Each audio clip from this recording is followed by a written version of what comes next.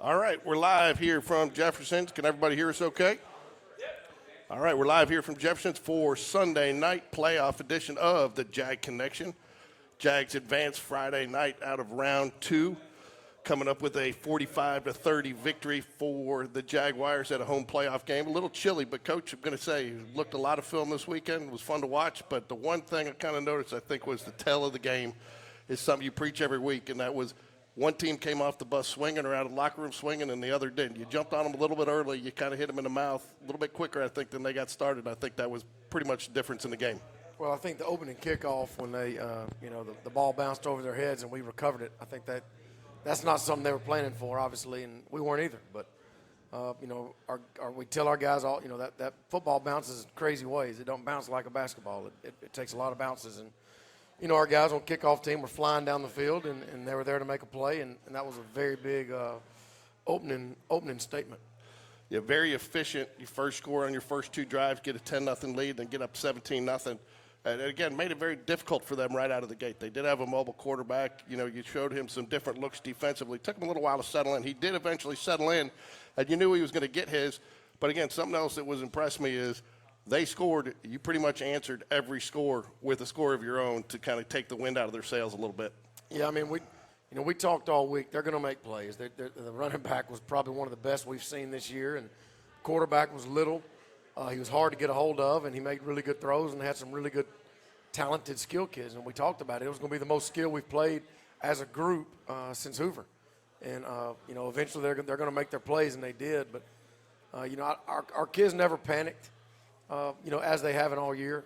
Whenever other teams score or have a big play or we turn the ball over, that nobody panics. And that's a credit to these guys, the coaching staff and the kids, that they just keep swinging. And, we were able to, run the football. Anytime you can run the football in the playoffs, that helps.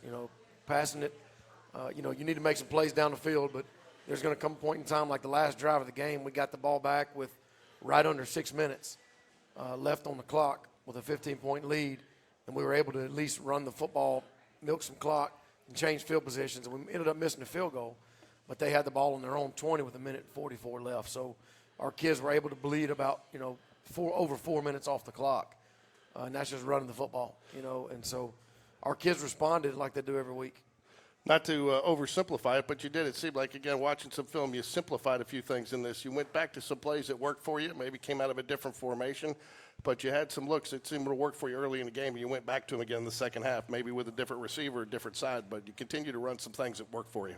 Well, I mean, playoffs are all about, making tweaks, because every team's going to be prepared to take away what you do best. And, you try to hide what you do best and do it out of different ways, and you're always trying to find an angle that somebody might not be prepared for, whether it be a formation, a motion, a personnel grouping. So we just, I don't know. It's kind of the same playbook every week. Offensively, we just keep doing what we do. We are who we are, and the guys executed at a very high rate. Well, we got a lot of plays, so we're just going to get to that right out of the gate, and we'll talk a little bit more about the game as we go through some of the plays. You better not have our trick plays on here. No, first off, though, great atmosphere Friday night. Really thought the cheerleaders really added a lot, the dance team, the Dazzlers, the band. I mean, they were rocking, and they were dancing in the stands, the students with their blackouts. So went ahead and put cheerleaders in there to start. But I really thought, all in all, a good atmosphere to start the game. It was. It just shows it means a lot to a lot of people, and I've said it from day one. It means a lot to everybody, not just football team. Here's the opening kickoff, as you mentioned. Sometimes the ball's got to bounce your way in playoff games, and there you definitely got it to bounce your way. It did, and Coach Taylor, had added a little wrinkle right here on kickoff, and so we had a lot of guys around the ball, and, that might have made a difference in having an extra couple of blue helmets around the ball. And again, you love starting the ball inside their 20 right off. You basically steal a possession there. Right. And then, again, you went right after him quick. You get Corey Barber in motion here. You get a little pitch out. Brock Bradley does a nice job making the defensive end to commit to get him out in space. And, again, it just Dakari Shanks, gets into the corner there. But, again, you look here, we'll get a little spot shadow here. Part of what makes this play is the three receivers downfield hitting their blocks. They go to the right spots. They have three guys. We got three guys. And Corey Barber does a really good job right there on the front end. And, it's just a good perimeter block, and that's the difference in a 5-yard play and a touchdown. Again, you got J.D. Bonamy flying through the hole right here. Again, it set the tone a little bit early that you guys were going to be a force that they had to contend with on defense. It did. And Coach Bush, did a great job of using J.D. in different ways this week. We found some things where we could use pressure with the Will linebacker with the J.D. spot, and he did some really good stuff off the edge and coming from the inside as well. You had mentioned too that the last game Coach Bush hadn't met a blitz that he doesn't like, and I think he pulled them all out of the bag and then some this week. He emptied the clip. He did. I actually talked to him. We'll see a play here in a little bit, but I told him Brock Bradley here again. We talked last week. This is Jack Sellers coming up, and we talked last week that you needed a receiver with Mitchell Frazier going down. You needed that guy, a receiver, to kind of take that step. But one, to take some pressure off Corey Barber, which they did. He saw some double teams in this game. So you got to give some avenues for Brock Bradley to get the ball out there more. And you were looking for a guy to step up. But in this one, you did have several guys. Henry Gregory had a nice big catch. Mason McClure, Andrew Thornton, and then Jack Sellers had some nice catches and some nice blocks in this game. Well, we talked about it. Against McGill-Tulin, we completed 9 passes, and 7 of them went to Corey Barber, and which is fine. There's nothing wrong with that because Corey's a really good football player. But in the playoffs, like I said, teams are going to try to take away what you do best. So in the game the other night against Russell County, we had 7 kids catch pass. And that's a good job by Brock of just not, always throwing to Corey. He's going through his progressions and running whatever play is drawn, and we had 7 guys make a play. Here you go. I think this is C.J. Cowley making a nice run there. And again, we'll spot shadow here. But what impressed me is I think one of the things that if I was going to say something about the running backs, it was patience. They were really patient this week, and again, being all jacked up for a playoff game, but they were finding the holes and waiting for their blocks to materialize, and then they were kind of reading off their blocks, and here he does that because what looks like the initial hole right there, he ends up cutting his back, I believe.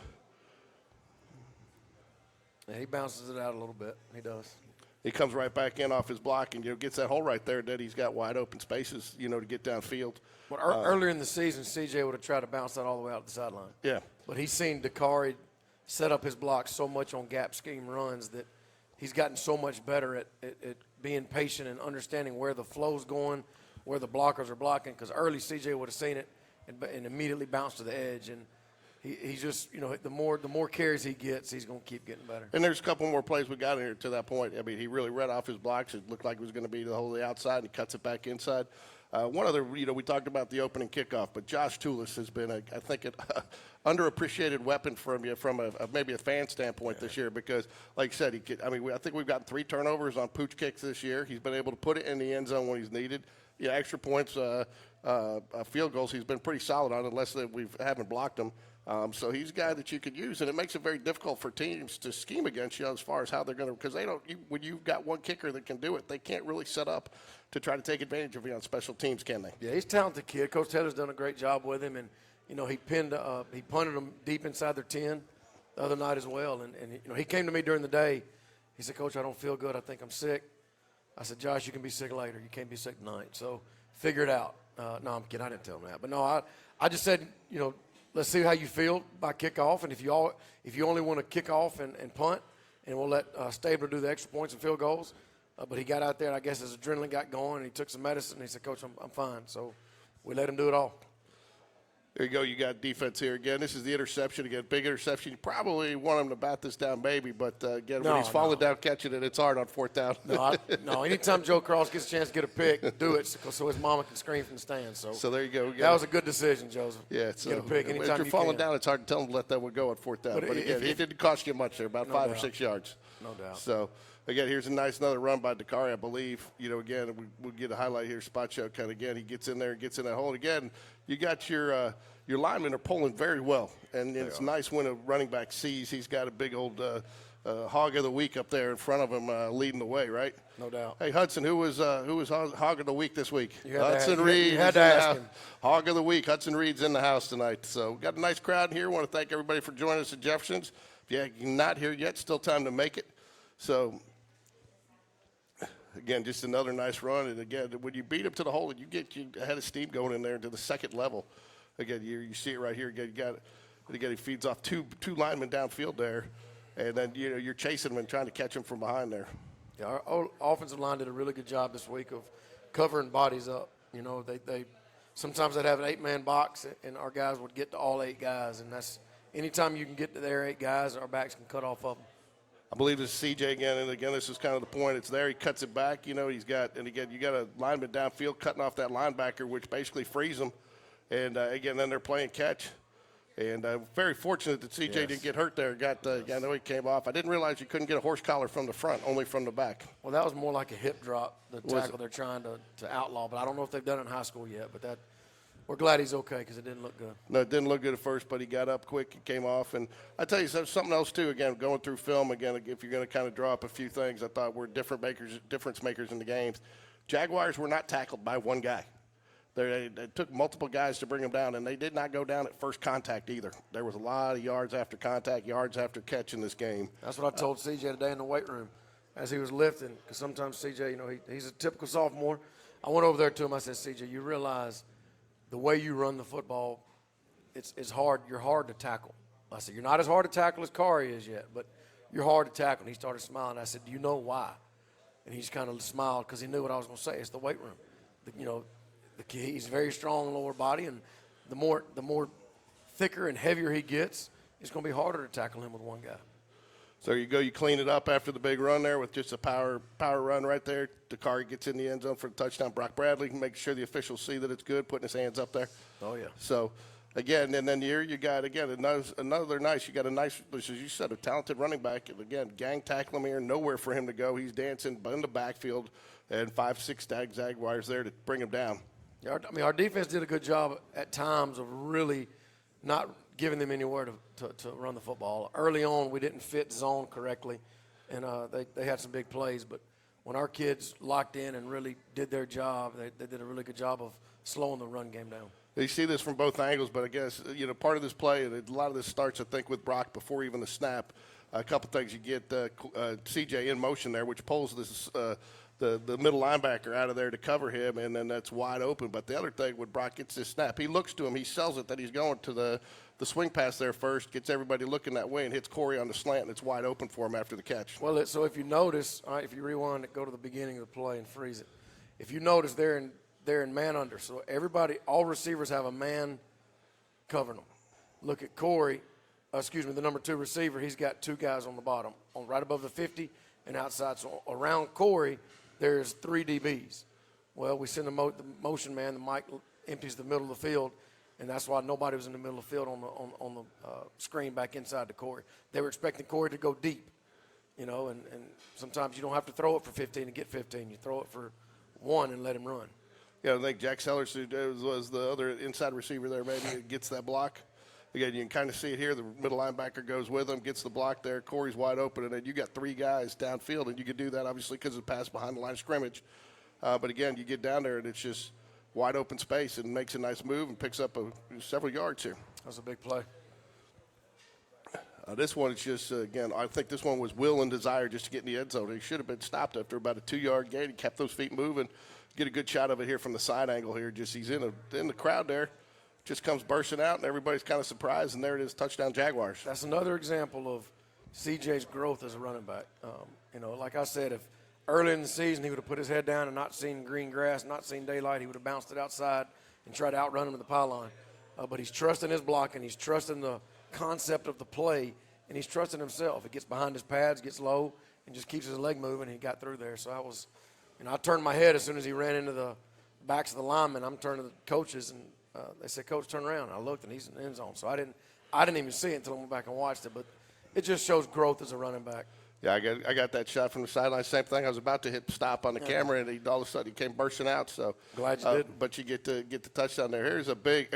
You got to give big number 4 some credit. He gets a couple plays before this. We didn't show the highlight. He cuts underneath, gets beat on a 75-yard touchdown pass.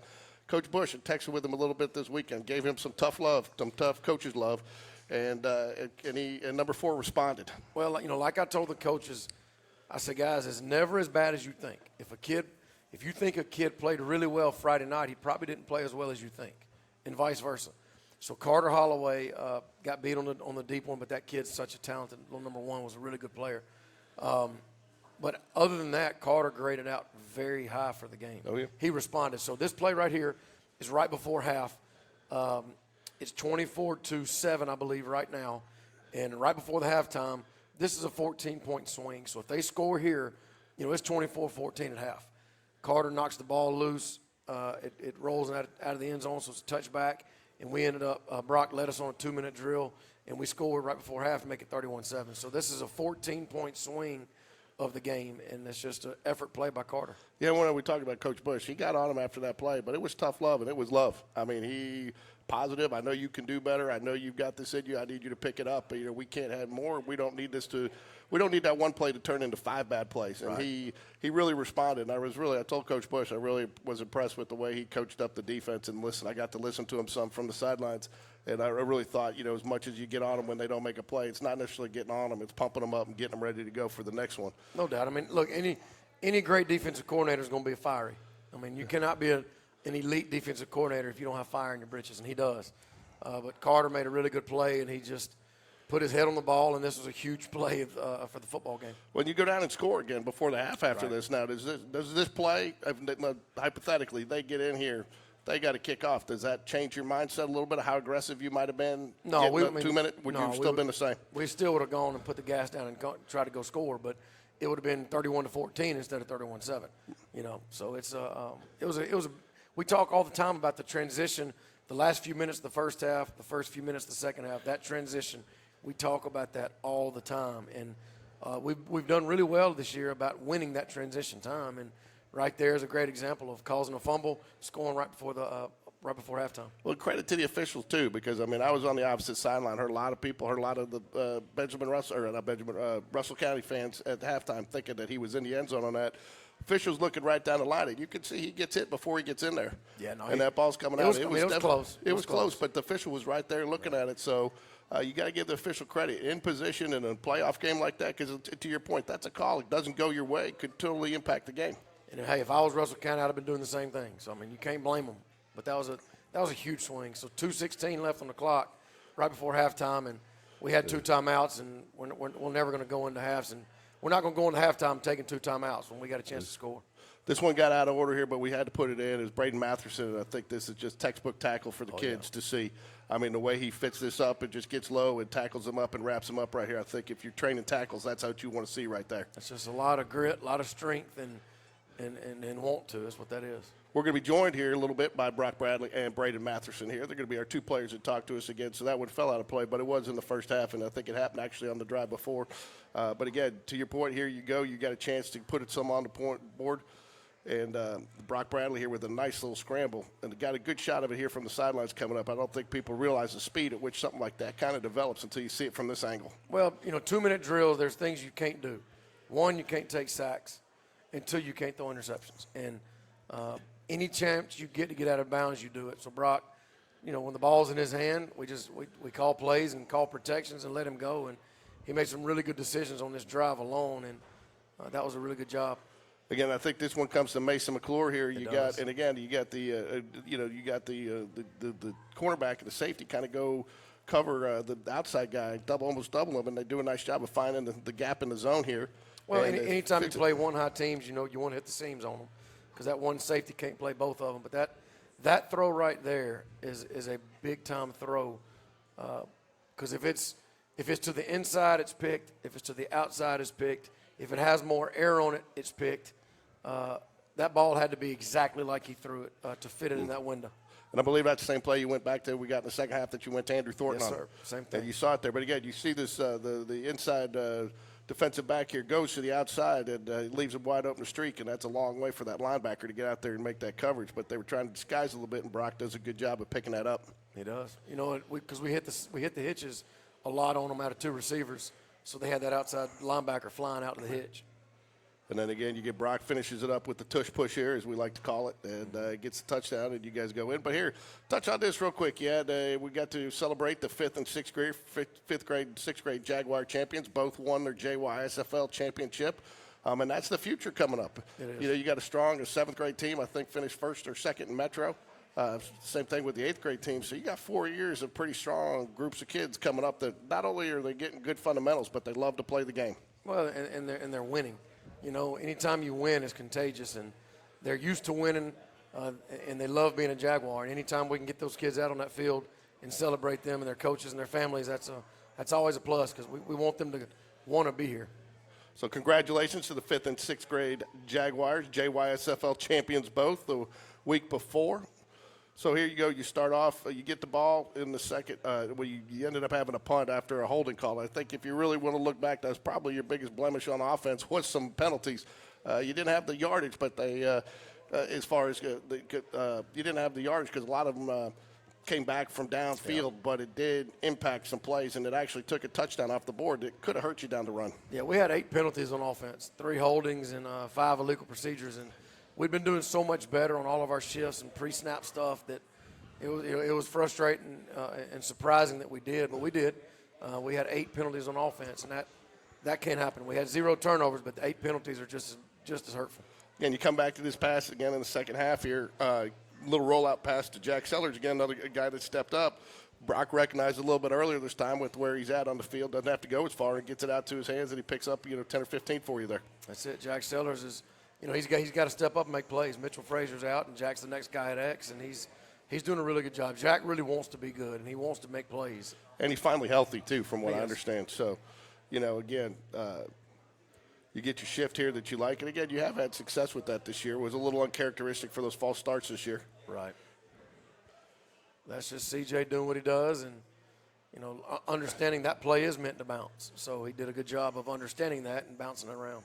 Again, he gets it, and now all he's got is one guy to beat. He makes it a foot race and gets out there and beats him. And, again, you don't necessarily – this guy's going to end up making the tackle here. But the thing is, by just getting that block on him, instead of a 5 or 6 yard game, it ends up being about a 14-yard game because you delay him just enough that he can't come up and finish it. And then again here, just using CJ in a number of different ways, gets wide open in there. They didn't really know where to go. Good little crossing route. Well, we shifted. We showed him a different set, and we shifted and moved into that formation. And we knew it was going to be a mismatch with CJ, and it was, and he did what he does. And, again, he's got to run the timing there because it's a crossing route there. And if you got to run it right, otherwise it's not there. So good job by C.J. Cowley there, again, who had a big, big game for the Jaguars. Both running backs did. I think he had over 300 yards rushing. He did. Yeah, all right, so that play right there, go back at that one. So like I told Corey Barber, Corey has had such a good year, and he's so talented that if you watch him down on this hash right here, he's on the bottom, they double him. The inside linebacker bursts out. The outside linebackers, they're both getting their hands on him, and the free safety's playing over the top. So when they're doing that, that means Andrew Thornton's going to be on the other hash, and Brock recognizes it and puts the ball on Andrew's chest, and Andrew makes a great catch. This is a big play, too. I believe this picks up with the long third down play, keeps the drive, and gets a score. After they got a score, too. So, you don't get this again. It has a chance to make it a one-score game after that. So this was a big play, and nice catch by Andrew Thornton. Yep. Great ball by Brock. He puts it right in the window, and a lot of quarterbacks can't make that throw. No, and again, he's a second too late. It's blocked. It's intercepted or batted down. A second too early. It's not caught. So, that's just a timing route and a good recognition. Great catch by Andrew. That's in traffic, and he knows he's going to get hit. But that's just a great catch. See it right there. Perfect placement. And, again, part of that, too, not only comes on the pass, but the running back or the receiver running the right route. He drifts a little too far to one side or the other. That's not there. Correct. So, it's a good play. Everything's got to be done there right, route and pass.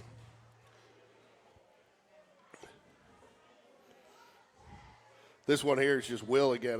Nobody's breaking him down. I'm surprised the officials just out of effort didn't give him the touchdown there. I think we get it down to the 1. But, you couldn't bring him down. He kept on going, and you got the entire team trying to push him in there. So as soon as the big cluster happened, I was trying to get our big, heavy package in, and they said, Coach, he's still running. And I turned back, and he was still moving. But I told Coach Barry, whatever running back is, whichever running back that is, leave him in because we got to get him in the end zone after that effort.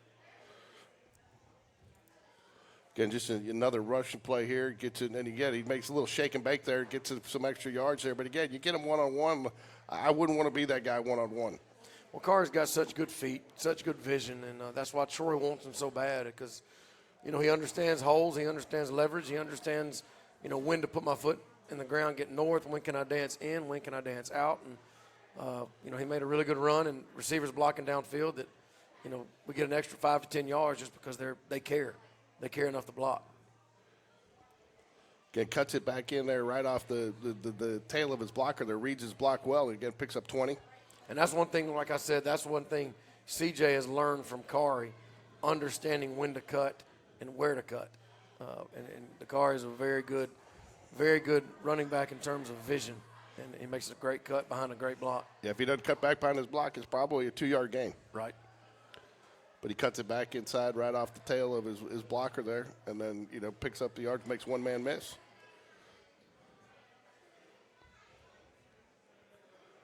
There you go. Jaguars win 45-30. And you finished the game on 8 straight runs to finish it. And I think you said you worked it down to about 2 minutes left for him. 144. So got one other highlight to show you here, Coach, to just talk about real quick. We'll show this one. Yes. Jonathan Bibbs in Auburn, probably the only time you're happy to see the Auburn opponent score the touchdown here. But Jonathan Bibbs getting his first Division I touchdown for the Jaguars. He's come a long way. I think he was in the secondary when you first came here. You converted him to a wide receiver. He was a safety, and I said, okay, you're coming over to the receiver.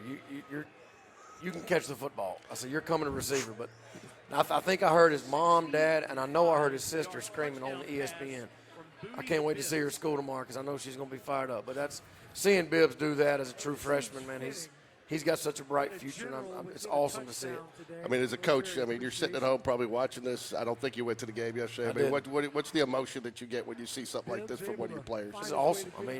I think afterwards when they showed him on the sideline smiling and everybody loving on him, and the fact that everybody on his team, all of his teammates were so excited for him, it just shows how much they care about him. And that's not surprising to any of us who know him. And it's awesome to see him do that. And to tribute to the Warhawks, or I don't think they're the Warhawks now. I think they're the Generals now, or whatever they go by. No, are they still? I think they're the Warhawks. Anyways, they tribute to their coaches of giving them an opportunity, knowing that he was at home, probably had some family and some friends there in the stands. I know the boys, a lot of them, Landon Huey, Sean Corey, Logan Brownlee, those guys, Grayson Brock were down there watching them. They were excited to see a guy that they knew. They said they got some looks, though, when they started cheering, and they're in their Auburn gear. But we'll wrap this up here. We'll bring up Brock and Brayden Matherson here in a minute. But really, as far as the stats go, this was a pretty evenly matched game. 74 plays to 72. Jags had 476 yards of offense to their 534. That's right. You guys had, but 323 yards rushing, I think, is really. And when you do that, you can control the clock too, and you make them play your tempo. Well, it's who we are. We have two backs that. We try to run the football, but also when you have a Brock Bradley back there and you got the receivers we have, we try to throw it around. I think the best teams the teams that make runs are teams that can run the football, and also it looks like a run, but it turns out to be a pass, and they can actually make you hurt. So I don't know. We try to be who we are, but the kids played hard and they made plays when you had to. Two other stats, I think, too, that just was, the coaches talk about all the time was, one, those turnovers. You won the turnover battle. You're +3. You protected the football. But even more importantly, you're 8 of 13, 62% on third downs. And that's that's where they were going to hurt you the most, obviously, is on their offense. They had some great offensive players. And I think you saw that. I think one of their touchdowns came off a guy he scrambled for a good 8 to 10 seconds. We thought he was going to run out the clock, and he scrambled. And then, that's a lot to ask a defensive back to cover somebody for that long. So they made a lot of plays out of broken plays, and that's a tribute to their athleticism. Oh, yeah. But the fact that you were able to keep them off the field with that 60+% conversion rate was just got to be something phenomenal to see as a coach. Yeah, we try to have a good third down plan. We try to have a good red zone plan, and so far it's worked in our favor most nights. But the kids that execute it, they're confident in it, and it's a lot easier to convert a 3rd and 2 than it is 3rd and 9. So early down success was a big deal too. But, look, the kids don't panic. They don't flinch. And that was a heck of a ball game the other night. And anytime you get in the playoffs and second, third round, it's going to be a hard-fought battle. Okay, well, we want to bring up number 0, Brayden Matherson, and 5, Brock Bradley right now. I want to thank everybody who's been watching us. 2 weeks ago, we got over 1,000 views for the Jag Connection. So, but we're going to get Brock Bradley and Brayden up here. You can just slide it a little bit. You guys slide it a little bit. You can just put the one ear on if you want. Can you hear, Brock? Yes, can you hear? Yes, sir. All right. So I got number 0, Brayden Matherson, and number 5, Brock Bradley. First, Brock, we hadn't had you on since you committed to Clemson. I want to congratulate you on your commitment to Clemson. Yes, sir. And tough one, though, yesterday. They almost blew it. I'm sure you were watching, huh? Yes, sir. I was watching. It was a great job. They found a way to pull it out on the road, so good win. Talk a little bit. You guys have had a great season, 12-0 so far this year. You got your commitment out of the way early because you wanted to be able to focus on that season. Has getting that commitment out of the way really kind of taken some of the pressure off, not having to make Saturday visits, and allowed you to really focus on this team this year? Yes, sir, certainly. Just to get that out of the way is something that, I kind of always wanted to do. And, when they offered, I knew that was the spot I wanted to be at. So just to get that out of the way has been great. Well, Dabo's close to home. He's a Bama guy. Pelham, right? He went to Pelham? Pelham High School. So, staying close to home. Brayden, I think you saw the highlight there. That's kind of been your game. We had you on with them Mondays with Mitchell, and I know you've been interviewed with Fox 6, so you're an old pro on the air right now. Yes, but sir. You've been very fundamental this year. But that doesn't come from just this year. You've worked very hard to get to where you're at. I know you saw most of your action came on special teams last year. So talk about your journey to get to where you are, over the previous 4 years. Watching guys last year, seniors, just learning from them kind of, and working all off season just to be the best player I can be. Fundamentally, best teammate I can be, best person I can be. Just helps me get to where I am today. So, but from what I understand, you're only one of four. You got your brother Caleb in 8th grade, your brother Luke in 5th grade, and your brother Grant in 1st grade. Yeah. So my big question is who's the better football player? Oh, me, 100% me. Who's the biggest trash talker at home? Probably the youngest one, Grant. Grant. I see him running around. Now, your brother that's in 5th grade, he was on there, right? Mm-hmm. He won the championship, right? Yeah, he was they one of the did. ones They that won the championship. So did you go support him the way he's been coming out and supporting you? I did. We were there. It was me and Hagen Holly were there watching them. They beat Hoover 30-0. So there you Hey, Brock, we traded some texts this weekend, talked about the game. One of the things you said is that you've commented each week talk about your offensive line play. Not only are they opening up holes, but you've really hadn't had a lot of sacks this year, which has, A, helped you stay healthy, and B, I think we showed on a highlight there, giving you a nice little pocket, which is giving you some nice vision downfield. So talk about the job your offensive line's done for you this year. Yes, sir, man. They do a tremendous job for me week in and week out. Those guys come in to work every day, and that's all I can ask for as a quarterback. So just so proud of those guys and, how far they've come this season. A lot of people don't realize, too, and again, being down on the field, I've had an opportunity to really watch it this year, and it's been fun, is not only are you a quarterback out there, but you got to be a coach. Because a lot of those plays, when you're going up there, you got to run and pass option. It's not like the good old days when Coach V, the coach just sent in a play and you ran it. Right. You got to pick up on the coverage. You got to pick up on the reads. And even in some cases, you're not even making a call until whether to hand it or pull it back and make the pass. So talk about a little bit about where all that knowledge comes from. Is it film room, experience, combination of both? Yes, sir. I think if you want to be a great quarterback, you got to kind of be a film junkie. So I take a lot of pride in, spending a lot of time watching tape on the weekends or just, any chance I get to watch some extra tape, I want to do that. So I think it's just the constant work, that I've put in over the years that, helps me, hopefully, be a coach on the field out there. Brayden, what position do you play? Because are you a – It's a Sam linebacker, so strong side linebacker. But it's like it's a DB and a linebacker. Okay. It's not really just one or the other. Because you were that's one of the reasons I was asking you, because it's not the traditional linebacker, because you do drop down into coverage. You pick up some guys that, in fact, you were very instrumental in that interception, that pick six that Peyton Wood had at the Hoover game, which turned the tide there because you had the guy covered to where he couldn't get it in there, and he forced it. I think it bounced off you, and Peyton bounced off you. So, you've kind of got some blended skills there, but you hit as hard as a linebacker, but you're as fast as a DB, and so that's are you going to try to play at the next level, or is this going to be it for you this year? No, if I get a chance, I would play the next level. Brock, so you mentioned Dakari and CJ too, and just having those two weapons, how it has opened up, and looking at your numbers, you've got great numbers. Your passing efficiency is excellent. You're not having to pass the ball 30 yards a game, and it's giving you a lot of options. Having those two guys, that's just totally changed the concept of this offense from last year to this year, hasn't it? Yes, sir, 100%. Offenses can't be one-dimensional. So, Coach V does a great job, week in and week out, putting together a great game plan for us. And, a lot of times we don't know what we're going to see on the fly. A team might come out in something different than, we've prepped for all week. But, it just speaks volumes to the coaching staff. The adjustments that we're able to make on the fly really help us, win games on Friday nights. Carter Holloway gets beat in there, and I don't like saying it because that was just one play, and that's probably the only explosive play that you gave up.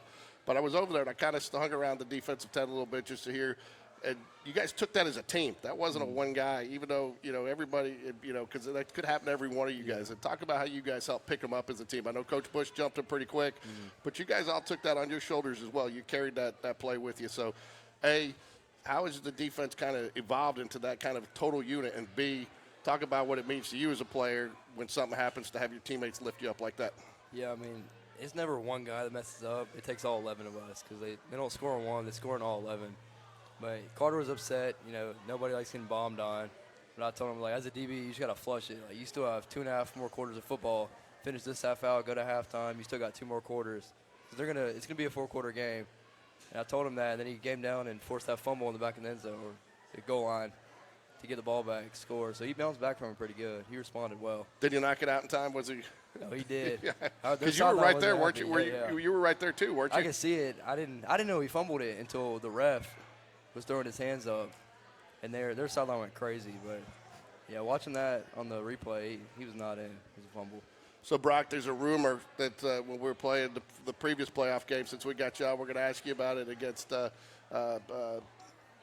Tulin. Miguel Tulin, my bad, sorry. That was a little bit, we got down there. And there's a rumor that you went over and told Coach Bush that to get 2 more stops and we'll win this game. Get me 2 more stops and we'll win this game. Is that true? Yes, sir. You can say that. I mean, a lot of times on Friday nights, you just got, adrenaline pumping, and you just, a lot of times you don't remember what you say out there. But that was kind of just an in-the-moment thing, and I think we were all amped up to, go finish that game and finish and come out with a dub. So I think I kind of just went up to him and nudged him and said, Coach, get us a stop here. We're going to punch it in for you. Everybody says that Jackson Bell is a coach on the field. In fact, they call him Coach Bell. Is that just with the offensive line, or is that with the entire offense? Man, Bell's a great one. I'm certainly going to miss him next year.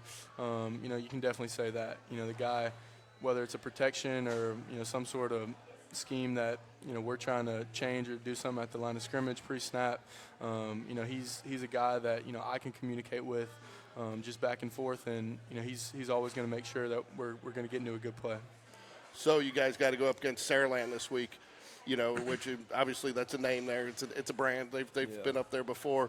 But one thing that's impressed me, and I'm going to let you answer this question, even though Brock made the comment. Brock told me earlier in the year, he sent me a text, and he said, I don't think there's nobody on our schedule that we can't beat. We can win every game as long as we take it one game at a time. And this team has definitely done that. You guys have never let yourself get ahead to the next game, and you haven't seemed to play. So how have you guys done that from spring practice till now? We just don't get ahead of ourselves. We just take it one day at a time, lifts, practice, film. We're not looking the day ahead. We're not looking at the week ahead. We're just taking it one day at a time until we get to Fridays. Then we focus on winning that game. Then we get back in the weight room Sunday. We watch film, fix our mistakes, and we move on to the next game. Coach Bush told me, I asked him for a couple comments about the game Friday night, and he said the only thing he was wanting to say was, you guys just got to do better this week. Is that the message he kind of gave you guys at practice, doing film today? We just got to do better? We were disappointed. We didn't feel like defense played great, but we got stops when we needed to. But we know Saraland's going to be better than the team we just played. We got to limit them. Can't let them have big plays. When we do that, we're going to win. Brock, what do you guys got to do this week in preparation to play your best football Friday night? Yes, sir. Nothing crazy. Just, remain consistent in, what we do every week. And, we certainly have to have a good week of practice and, be clean. And I think the attention to detail needs to pick up a little bit, just as an offense and as a team as a whole. And I feel like if we do that, we expect to win down there. And, I'm just excited to have a good, clean week of practice. Brayden, you're somewhat of a quiet guy verbally, but I know on the field you're loud, and, you're one of the first ones you celebrate with your teammates. Talk about what it's meant this year just to have the fan support that you've had, not only from the parents and the community, but also your fellow students. It's great seeing the students out there, seeing the stadium packed, going out, walking out into the game, and it's such a great atmosphere out there. It's awesome. It's so fun to play for. Brock, if you had to look back, this is only your 3rd year, but look back to the year before that. Is it just a noticeable difference between 2 years ago and the fans that you got this year? Yes, sir. Like Coach V said, winning's contagious. So when you win football games, you can definitely notice it in the school, and, that student section shows up for us every Friday night. So that's all we can ask for. So I probably just broke the news to you playing Saraland. The way you guys have approached it this year, you don't even know who you're playing. It's a faceless opponent, right? Isn't that kind of been the mentality and the mantra? Yeah. Yes, sir. That's been the mentality all year. All right, guys. Well, I want to thank you guys. You guys got anything else you want to add? I'll tell you, too, it's nice to see, and I do want to mention it, too, because you did mention your text.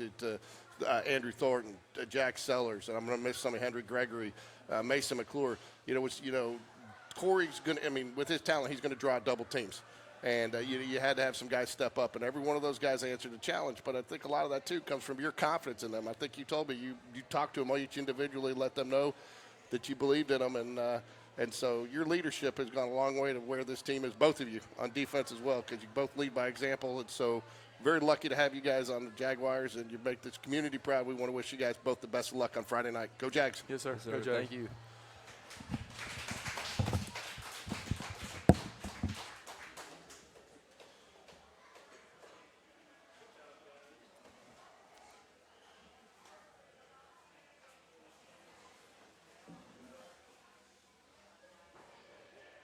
Real quick, while Coach V is getting set up, I want to give a shout-out to the men's basketball team off to a 4-0 start under Coach DJ Black, who has kind of came in. He's to run a little different style of basketball. Also to the Lady Jags, who are 2-1, lost to Heartbreaker the other night, 64-62. But both teams in action this week. The boys are at home tomorrow night, ladies at home Tuesday night. So you're looking for something to do this week, come out and support your Jaguar basketball program.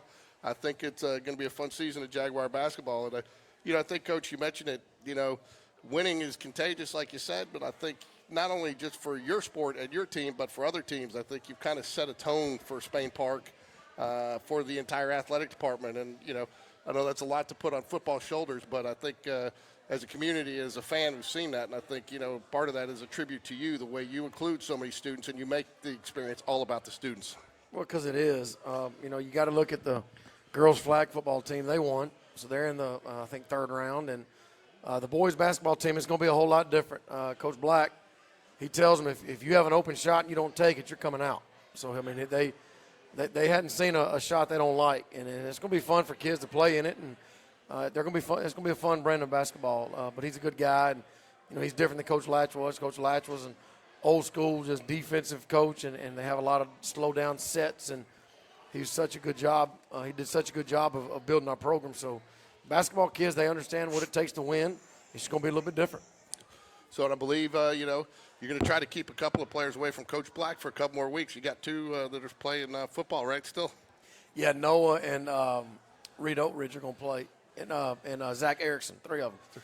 But we have some ninth grade guys that are playing football that have come up and dressed with us. They're practicing with us. But I don't want them to miss a bunch of their ninth grade basketball. So we're letting them play. When they have a game, they go play. And they go to basketball practice in the morning and come to football practice in the afternoon. And, because, we want them to be a part of our football playoff experience, but we don't want them missing basketball. So the ninth graders, we're going to go ahead and let them play, but they do a little both right now. 12-0 is special, but that means nothing coming into Friday night. You travel down to Saraland. You made some interesting decisions earlier in the year. Some people question, why are we going to James Clements? This is exactly why. You knew or had hoped and planned that it'd be nice to make a road trip in the playoffs. And that was kind of what the design behind that, to kind of almost a walkthrough for this type of situation. What have you taken away from that experience that's going to help you this week? Well, the whole itinerary, the trip, the plan, everything, we already have the template, not only from an organizational standpoint. We have the template. We just have to adjust times and locations and all that. But our kids understand what it looks like. They understand they get a travel bag on Thursday before they leave. They have to pack their travel bag on Thursday. They know on Friday after they eat, after second period they come, they're going to get their bags checked as they load the bus. Just a lot of little things that go along in these type trips that, you want to be prepared for, because you never know in the playoffs how far you're going to have to go. And here we are, we're going to Mobile. I'll tell you, too, and I don't want to speak out of school here, but talked to Dr. Reed briefly on the sideline. I believe they're going to let students out early on Friday to go down to the game. She said she was going to reach out to Dr. Maddox. She said she didn't think, she was hoping she was able to work that out, so hopefully that's the case. I know the cheer parents have chartered their own bus to go down. Oh, wow. It sounds, and so a lot of the cheer families are coming down and bringing some siblings. So people are already getting caravans together. So while you're going to be in a hostile environment, I think you're going to get as good of a crowd as you can expect for that distance. But it should be a nice night. I think it'll mean a lot to those boys. Saraland is obviously Saraland, but that's not how you guys approach this. And I tell you, I did a lot of research on them, and I don't want to discount them at all because they are as good as it gets. It's a 1 versus 2 matchup. But you look at the stats and the players, pound for pound, we match up very well. Take the names off the jerseys. This game could go either way. You know, you just got to get Saraland out of their head. How do you do that? I mean, unless you put Saraland in their head, I don't know if it's there or not, because I know we hadn't. You know, we focus on us. I mean, it doesn't matter where we play, who we play. I mean, it's going to be a really big environment, you know, but we've played in big environments this year. I mean, you're not going to get a much bigger environment than at the Hoover Met for Spain Park Hoover. You know, so I don't think our kids will be wide-eyed. You know, we approach every game the same. Today's Sunday was exactly the same as Sunday, week 2, week 3, week 4. I mean, it's the same Sunday. Tomorrow's going to be the exact same Monday as the Mondays before. You know, understanding, you know, what we're walking into. I mean, it's a very good program. Those kids are used to winning big games and making runs and winning championships and compete for championships. So, you know, that aspect of it is kind of new. But we don't focus on that. We focus on us. And we're going to have to play really well, protect the football, and get some bounces. And when they bounce, we got to make plays and take advantage of them. But our kids aren't going to be scared. Our coaches aren't going to be nervous. We're going to get down there and hopefully have a great week of preparation and have a nice, hopeful, seamless trip down and get out there at 7 o'clock and start swinging. So, you know, you're looking at the stats, you know, they like to pass a little bit more. You guys like to run a little bit more as far as the stats go, as far as that's concerned. But, again, I go back to it. You know, you hear people talking about it just in general through the sporting community. You know, they've got K.J. Lacey, who is their Texas commit. Well, we got Brock Bradley, who's a Clemson commit.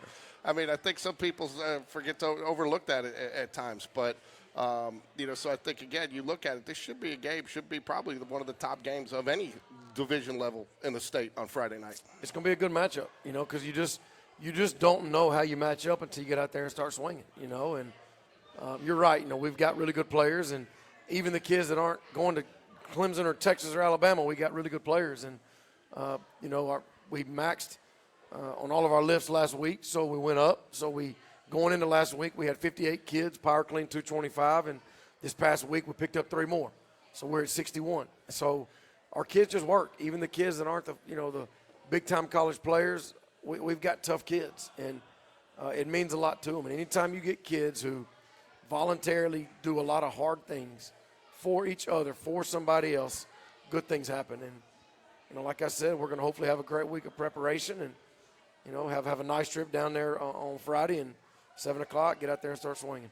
You talk about winning is contagious and success, but so is success. And one of the people I want to mention, too, Cam McFarland's been back for a couple games. Had an opportunity to talk to him. He's doing well, if you want to touch on him real quick. But those guys, they still want to be a part of it. They miss it. You know, they still feel, and you've made them feel part of the family. You see a lot of those guys. I know Logan's come back, Sean's come back, Landon Huey's been back, Hudson Cahalan, just to name a few. I'm sure I'm missing a few. So talk about that and what that means to you as a coach, because you see a lot of these guys coming back, and they still want to be a part of it, and they feel it. And what's more important is they feel a part of it. Yeah, you know, I mean, I got a text earlier from one of our kids who graduated 2 years ago from his dad earlier today. Just, you know, he just sees everything going on and just wanting to wish us luck and congratulate us. Took a couple of games. Last week we had Connor Langston on the sidelines, Ethan Klein, guys that just want to come back and be around it, you know, and they were a part of this. I mean, this is very much their program as well as it is the guys that are here now, and they laid the foundation, and Big Cam is out at Jones County Community College in Mississippi and doing really well and getting really big, and I think he's going to have a chance to sign somewhere and go to and get his college paid for another year. So it's you know, it's always good to see guys come back. Mason Cooper came back, and we've had a bunch of our guys come back just to watch. And, you know, I talk to these seniors all the time about what legacy you're leaving behind, and they're raising the bar. Every week they raise the bar for the next group. So, real quick, too, I wanted to touch on they're a couple of their players that you're going to see this week, you know, and that's one of the things that you're going to face. This is a talented team, but it's also a veteran team. A lot of seniors on this team. Probably your biggest challenge, I think, defensively, they got 3 guys averaging over 75 yards a game in receiving, so they like to sling it, you know. Again, I think so far really we talked about really only the one big explosive play of the year, so pretty much you've been sound on defense. It's really going to come down to fundamentals and playing your scheme and everybody doing their job this week. You got to keep them in front. You know, you got to live another down. You can't, you can't let them get 50 in one play. You know, make them go 6 plays and get 50 or 7 plays, and you know, just got to live another down. They're really talented. Lacey is, you'll see his quick release is about as quick as you're going to see. He gets that ball out, and he's such a good athlete. He knows how to move in the pocket. He's tested. He's been in big moments, so it's going to be tough it's going to be tough. We're going to have to play well, and we're going to have to change the picture on him and make some plays. When you get a chance to make a play, we're going to have to make it. As far as a defensive standpoint, did not see a lot of stats. What can we expect out of Saraland defensively? So the nose guard, Antonio Coleman, is a 4-star guy. He's going to Auburn. They got an inside linebacker who's a 10th grader. He's got a bunch of offers. He's a really good player. Their defensive line is very fast. They've got some linebackers who will strike. And they got they've got a couple long corners. So it's what you'd expect on a third-round playoff team. Coming out of Mobile. I mean, that's what you expect to see. So we're going to have to get on there and we're going to have to execute.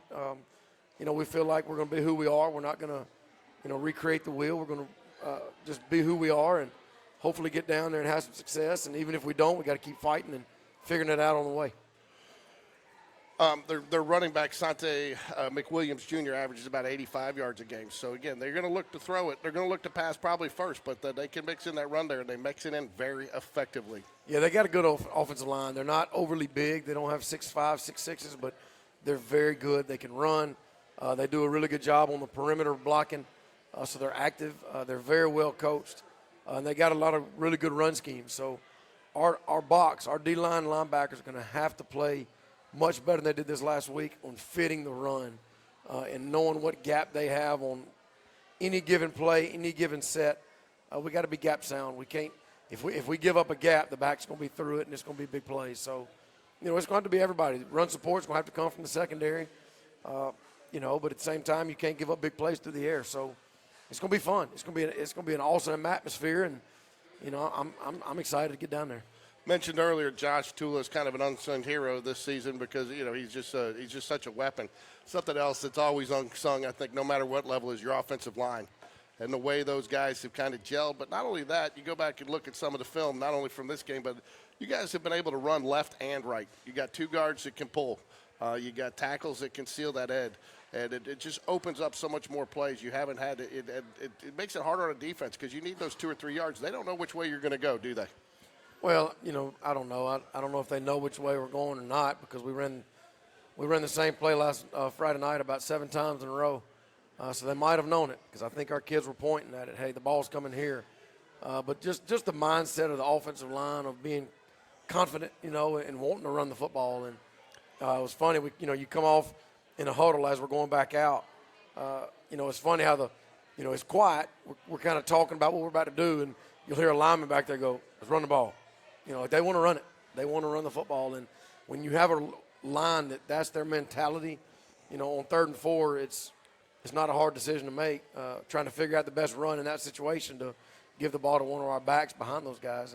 Coach Moore and Coach Clark have done such a good job with those kids, and they have gotten – they're like a little fraternity, all right? They call themselves the Hogs. They have bumper stickers that they've made – personalized bumper sticker for Hogs that are on their trucks and cars. They made socks with Coach Moore's face on them. They came out to practice, and I looked, and I noticed about 5 of them had them on. I kept looking. It was a picture of Coach Moore's face on their sock. So anytime you got guys that care about each other, they care about Coach Moore and Coach Clark, and they have such a good relationship off the field. When they get on the field, they lean on each other, and if one of them calls the other one out, they don't. A lot of times when a kid gets called out by another kid, sometimes they get defensive. But that group, they don't. They know that they're in the wrong if they're getting called out. So it's just a great vibe with the offensive line group, and there's no surprise that we've been able to run the football behind those guys. Another group that you don't talk about a lot, or we don't talk about a lot, and typically you don't unless something happens, is defensive backs.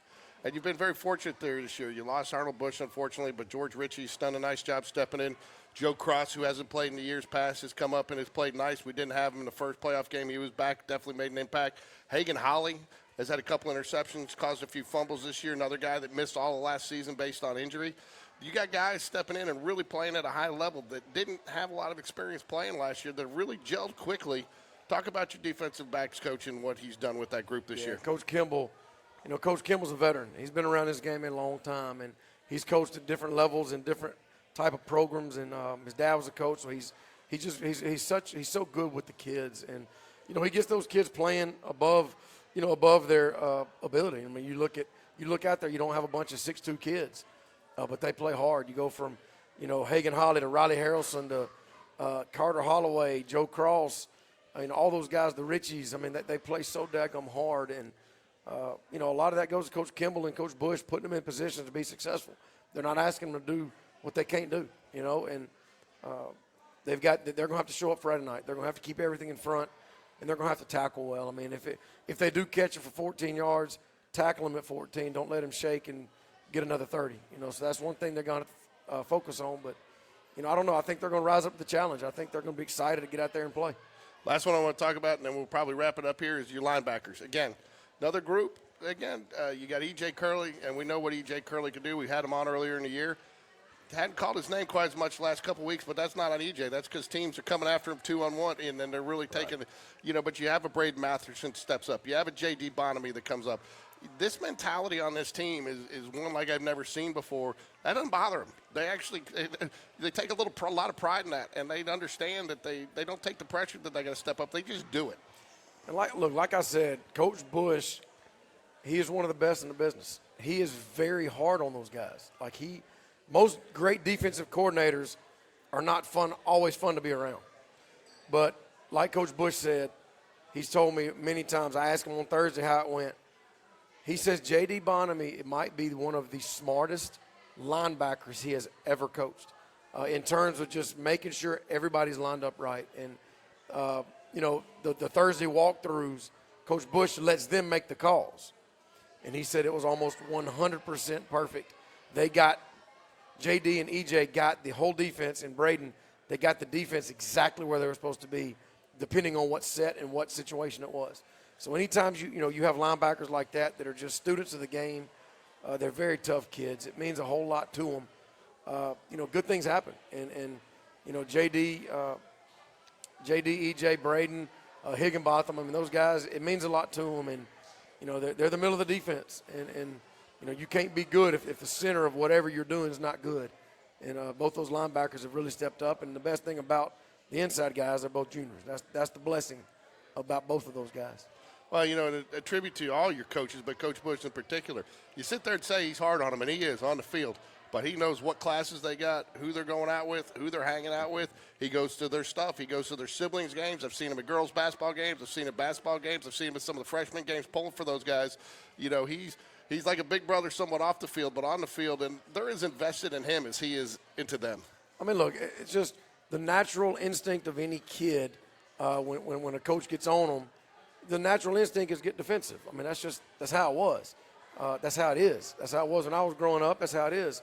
But these kids know that he wants their best, and he cares about them. He loves them, and sometimes love comes out different ways, But those kids respond. They've been playing really good defense. I mean, last week we kind of had some breakdowns in a couple of spots, but it wasn't just one thing. It was maybe this play, the next play another thing, and they just got to lock in, and I think it kind of snowballed on them a little bit. But, again, when they need to make stops, they need to make plays, they do. We go back to McGill-Tulin. They ended the game with 3 straight 3-and-outs.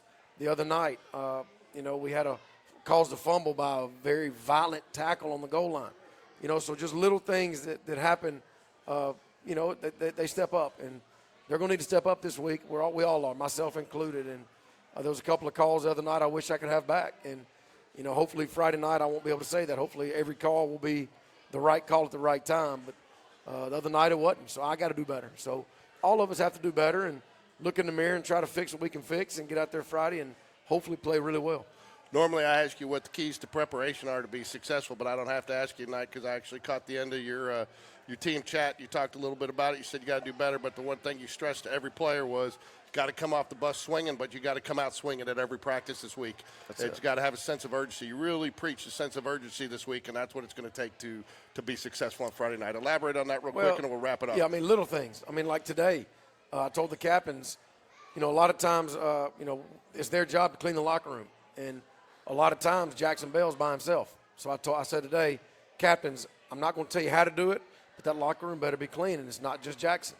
So tonight there was a bunch of guys in there helping clean. It's just little things, not being late to class, not being late to walkthroughs, not being late to film, not just all the little things we have to tidy up. And it's not just what you see on Friday nights, it's everything. And, we just got to focus on, anytime like this, you kind of get everything back together and be tight and just focus on what you're good at doing. And that's what, in big games, you can't do too much. You just focus on who you are and just tidy up around the house. And that's what we're trying to do. And hopefully we can put them in good spots on Friday. And hopefully I can push the buttons I need to push that allow our kids to be successful. And hopefully I don't mess them up. Because if I don't mess them up, I think they got a chance to go out there and have a lot of fun Friday night. And I also understand we want everybody to get there, everybody that can get there to come. But I also understand, talking to Jake Marshall and Marshall Productions, they're going to make the trip. Oh, yeah. They're going to broadcast the game all the way down at Saraland, so it will be on. It'll be on NFHS, Hoover Toyota.